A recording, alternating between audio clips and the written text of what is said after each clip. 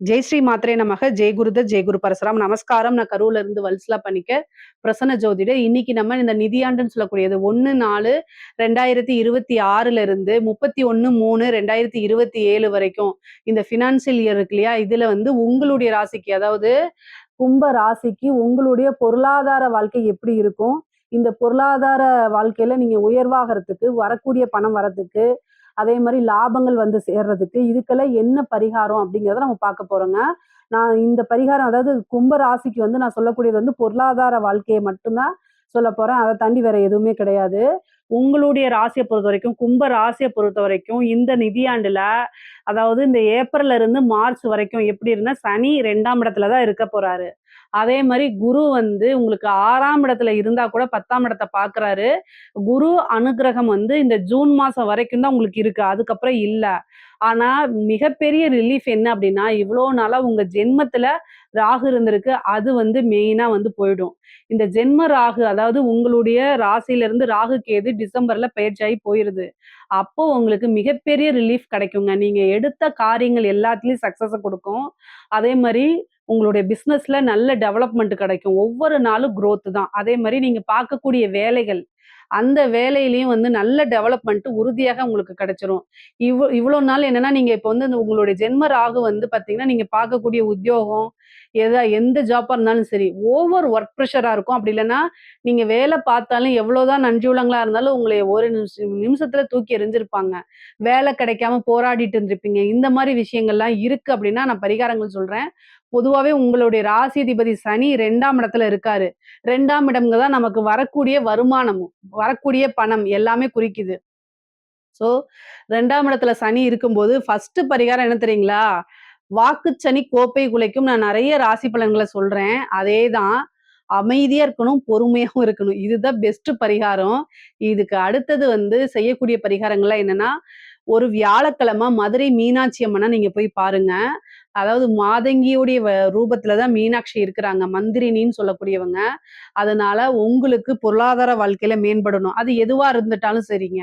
நீங்க பார்க்கக்கூடிய உத்தியோகத்துல ரொம்ப பிரஷரா இருக்கு, லைஃப்லயே ரொம்ப பிரஷரா இருந்தாலும் சரிங்க, மீனாட்சி அம்மன போய் நீங்க வழிபாடு பண்ணுங்க. அதுவும் ரேவதி நட்சத்திரத்துல போய் வழிபாடு பண்ணீங்கன்னா இன்னும் ரொம்ப சிறப்பு. உத்திரட்டாதியிலயும் போய்க்கங்க, எந்த நட்சத்திரமா இருந்தாலும் சரி. ஆனா சந்திரன் வந்து மீன ராசியில இருக்கும்போது போங்க.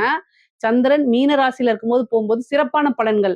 பொதுவா மதுரையில போய் மீனாட்சிய வழிபாடு பண்ணுங்க. ஒரு வியாழக்கிழமையா இருந்தா இன்னும் ரொம்ப சிறப்பு. அந்த நாள்ல போய் அம்மா தாயே எனக்கு அம்மா மீனாட்சி மீனாட்சின்னு நம்ம நித்யானந்தா மாரி கூட கேளுங்க. கட்டாயம் குடுத்துருவாங்க.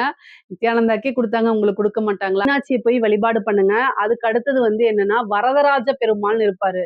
உங்களுக்கு பொருளாதார வாழ்க்கை நல்லா இருக்கணும், பார்க்கக்கூடிய உத்தியோகத்துல எந்த பிரச்சனையும் இருக்கக்கூடாது, நல்ல சேலரி இன்கிரிமெண்ட் கிடைக்கணும், நீங்க நினைச்ச வேலைகள் கிடைக்கணும், உங்களுக்கு எந்த பிரார்த்தனையா இருந்தாலும் சரிங்க, எல்லாமே வியாழக்கிழமை செய்யறதா நல்லதுங்க. ஏன்னா உங்களுடைய ராசிக்கு 2 குடையவரு குரு, 11 குடையவரு குரு. அதனால வியாழக்கிழமை இந்த பரிகாரத்தை செய்யுங்க.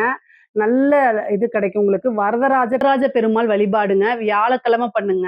அதே மாதிரி மதுரை மீனாட்சி அம்மனை வழிபாடு பண்றது வியாழக்கிழமை பண்ணுங்க. பொதுவா அம்மனுடைய வழிபாடு வந்து என்ன, வெள்ளிக்கிழமை பண்றது சிறப்பு. ஆனா உங்களுக்கு வியாழக்கிழமை பண்றதுதான் பொருளாதாரத்தை ஈட்டி கொடுக்கும்.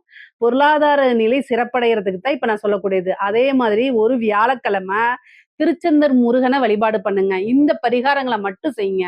நீங்க பார்க்கக்கூடிய உத்தியோகமா இருந்தாலும் சரி, நீங்க செய்யக்கூடிய பிசினஸா இருந்தாலும் சரி, நல்லா டெவலப் ஆகும். உங்களுக்கு 11 வந்து குரு பார்க்கறாரு. அதுக்கப்புறம் ஜூன் மாசத்துக்கு அப்புறம் குரு உங்களுக்கு 6ல மறைஞ்சிருவாரு. 6ல மறைஞ்சிட்டாருன்னா என்ன அப்படின்னா, 12ஆம் இடம் விரயஸ்தானத்தை தான் குரு பார்ப்பாரு. 11ஆம் இடம் லாபஸ்தானத்தை குரு பார்க்க மாட்டாரு. சரி, லாபஸ்தானத்துக்கு வேற ஏதாவது கிரகங்கள் இருக்கு அப்படின்னா, உங்களுடைய ராசி அதிபதி சனி, அவர் வந்து 2ஆம் இடத்துல இருந்து 10ஆம் பார்வையா 11ஆம் இடத்தை பார்த்துறாரு. அப்போ நீங்க என்னன்னா, சனியுடைய கர்மாவளியத்தான் நீங்க தீர்க்கணும். அப்போ காக்காய்க்கு என்ன செய்யுங்க, ஸ்வீட் வைங்க. மஞ்சள் கலர்ல லட்டு வைங்க, அல்லது மஞ்சள் கலர்ல ஸ்வீட்டு. எந்த ஸ்வீட்டா இருந்தாலும் சரி, லட்டுங்கிறது அட்ராக்டிவா இருக்குங்கிறதுக்காக நான் சொன்னது. மஞ்சள் கலர்ல ஸ்வீட் வைங்க காக்காய்க்கு. அது சாப்பிடணும், காக்கா சாப்பிட்றணும். அப்படி சாப்பிட்டுச்சு அப்படின்னா, திடீர்னு ஒரு அதிர்ஷ்டம், நல்ல லாபங்கள் இதெல்லாம் வந்துரும். குருவோடைய அனுகிரகம் இல்ல. 2வது வந்து உங்களுக்கு சனி தான் 2ஆம் இடத்துல இருக்காரு. அப்போ சனிக்குண்டான பிரீத்திய நீங்க செஞ்சுக்கங்க. நான் சொன்ன வழிபாடும் செஞ்சுக்கங்க. ஏன் நான் மீனாட்சி அம்மனை வழிபாடு பண்ண சொல்றேன் அப்படின்னா, அவங்களுடைய கடைக்கண் பார்வை உங்க மேல ஒண்ணு பட்டாலும் போதுங்க. அந்த பார்வை உங்க பக்கம் திரும்புச்சுனாலே, உங்களுடைய வாழ்க்கையில எப்பவுமே துயரங்கிறது அண்டாது. எப்பவுமே நீங்க கஷ்டப்பட மாட்டீங்க. அன்னை வந்து அவங்களுடைய பார்வை வந்து அவ்வளோ கருணை மிக்கது. ஸோ என்னைய ஒரே ஒரு தடவ பாரும்மா, மீனாட்சி, மீனாட்சின்னு கூப்பிட்டு பாருங்க. கட்டாயம் வந்துருவாங்க. அதே மாரி வழிபாடு பண்றது முக்கியம் கிடையாது. வார்த்தைகள்லயும் கவனம் இருக்கணும். உங்களுடைய அலட்சிய போக்கோ அல்லது தேவையில்லாத வார்த்தைகளோ, நான் வந்து உங்க ராசிய குறை சொல்லல, உங்களை நான் குறை சொல்லல. 2ஆம் இடத்தும் வாக்குஸ்தானமும் கூட. ஸோ அது சனி வந்து அந்த உணர்வ தூண்டி விடுவாரு. ஸோ சனி அவருடைய வேலைய செய்யும்போது, நீங்க உங்களுடைய வேலைய செய்யணுமா? செய்யக்கூடாதா? ஸோ நீங்க என்ன செய்யணும் அப்டின்னா, அமைதியா இருக்கணும். மௌனமா இருக்கணும். பேச வேண்டிய இடத்துல பேசுங்க. ஆனா, உங்களுக்கு மத்த நாட்கள விட, இப்ப இனிமேல் வந்து பார்த்தீங்கன்னா, டக்கு டக்குன்னு பேசக்கூடிய இது வந்துரும் உங்களுக்கு. கோவங்கள் வரும். உணர்ச்சி வசப்படுவீங்க அதிகமா. நீங்க கண்ட்ரோல் பண்ணிக்கிட்டு, உங்களை நீங்க கண்ட்ரோல் பண்ணிட்டு, தேவை இருந்தா மட்டும் தான் நம்ம பேசணும். தேவையில்லைன்னா பேசக்கூடாது.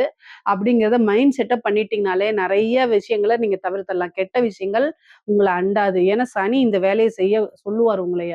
வாக்க வந்து தூண்டி விட்டுட்டே இருப்பாரு. அதே மாரி டக்குன்னு இந்த 1 வருடத்துக்கு வந்து பார்த்தீங்கன்னா, யாருக்கும் சாபம் குடுக்காதீங்க. ஏன்னா, வாக்கு ஸ்தானத்துல சனி இருந்தா, சாபம் குடுத்தா பலிக்கும்ன்னு சொல்லுவாங்க. அவங்களுக்கு பலிக்குதுன்னே வைங்க. அதோடைய கர்மாவெல்லாம் யார் சுமக்கிறது? அதனால வேண்டவே வேண்டாம். பொதுவாவே நல்ல விஷயங்கள நெறையா நடத்துங்க. அதே மாரி கால பைரவர் வழிபாடுகள்லாம் பண்ணுங்க. முடிஞ்ச அளவுக்கு நீங்க பார்க்கக்கூடிய உத்தியோகமா இருந்தாலும் சரி, பிசினஸா இருந்தாலும் சரி, அத சிரத்தையோட செய்யுங்க. இந்த டிசம்பருக்கு அப்புறம் ராகு கேது பெயர்ச்சி ஆயிட்டாலே உங்களுக்கு பெரிய லெவல்ல ரிலீஃப் கிடைச்சிரும். நெறைய மாற்றங்கள் இருக்கு. நீங்க நினைக்கக்கூடிய அத்தன விஷயமே உங்களுக்கு கட்டாயம் நடக்கும். பொருளாதார வாழ்க்கையுமே சிறப்பாக இருக்கும். நான் சொல்லக்கூடிய பரிகாரங்கள்லாம் செய்யும் பட்சத்தில், இதுல ஏதாவது உங்களுக்கு சந்தேகங்கள் இருக்கு அப்டின்னா கமெண்ட்ஸ்ல கேளுங்க. கட்டாயம் நான் ஆன்சர் பண்றேன். நம்மளுடைய சேனல லைக் பண்ணுங்க, ஷேர் பண்ணுங்க, சப்ஸ்கிரைப் பண்ணுங்க. நன்றி, வணக்கம்.